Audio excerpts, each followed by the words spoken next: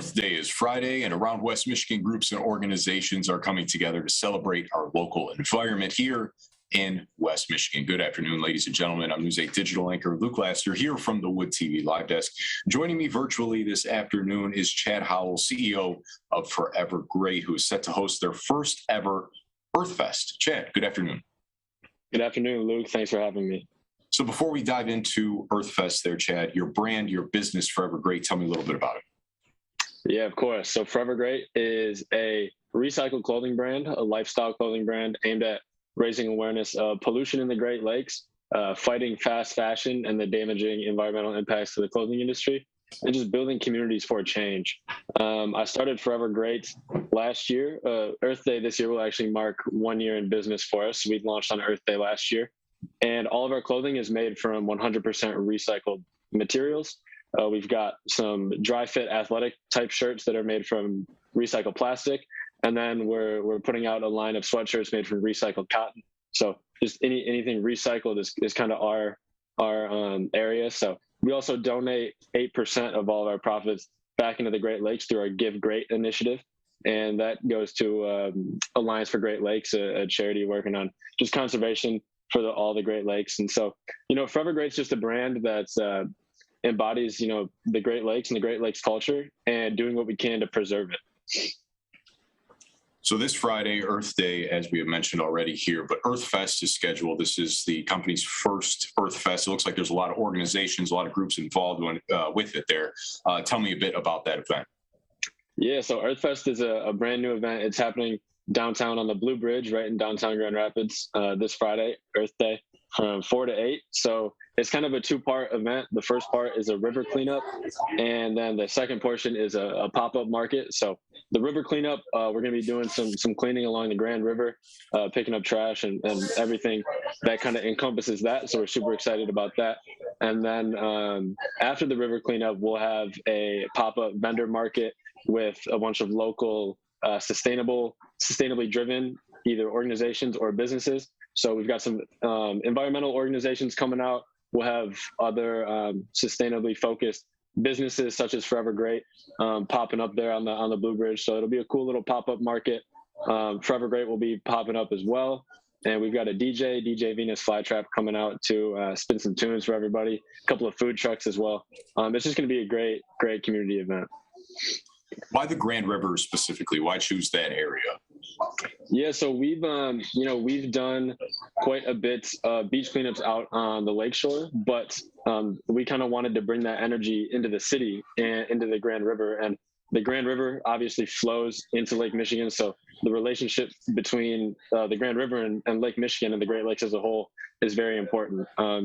Any trash or debris or pollution that enters in the waterways of the Grand River here in Grand Rapids will eventually work its way out to Lake Michigan and eventually work its way into our drinking water and back into our bodies. So it's all interconnected, and we see a lot of energy here in Grand Rapids, and we're based in Grand Rapids, so we wanted to do something here in the city.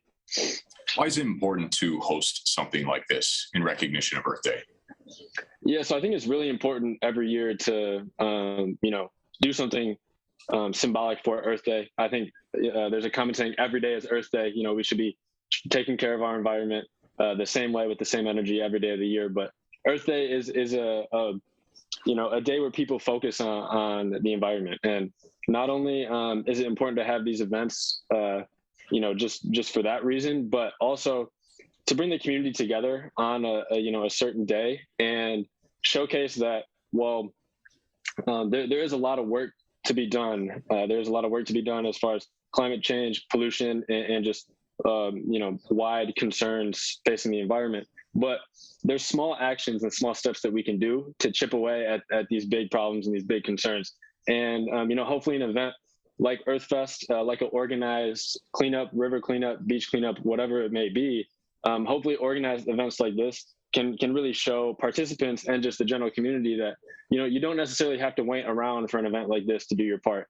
Any day, any time you're walking through the park, if you see some trash, you can pick it up. Every time you go out to the beach, before you set down your towel and get your sunscreen on, pick up 10 pieces of trash. That's one of my favorite things and just ways to, sneak in some cleanup and some good habits every day. But Earth Day is just a good way and a good time of the year to, remember that and make that visible for everybody.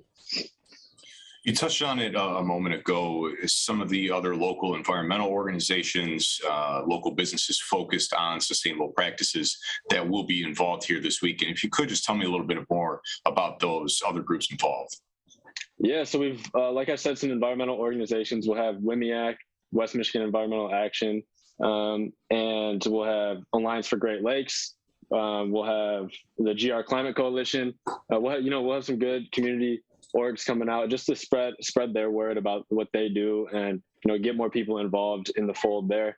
And then with the businesses, we have myself and a handful of others. We have a few sustainable clothing businesses. We've got some sustainable houseware. The plant shop in Grand Rapids is coming out. We just a lot of earth environmentally focused businesses, and we're all kind of in this sustainable community together and just trying to work together to kind of get more people focused on sustainability and also supporting local efforts that are trying to do these good things. So could this be something that you would see turn into an annual event?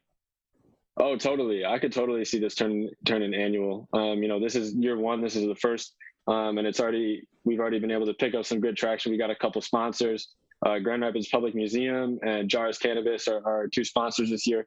So we've seen some really good support from people in the community, and for this to be year one, and the event hasn't even happened yet, and we've already got a lot of good reception. I think there's definitely room for a year, 2, 3, 4, and so on. So, is there registration required for that cleanup or any of the other events going on here this weekend?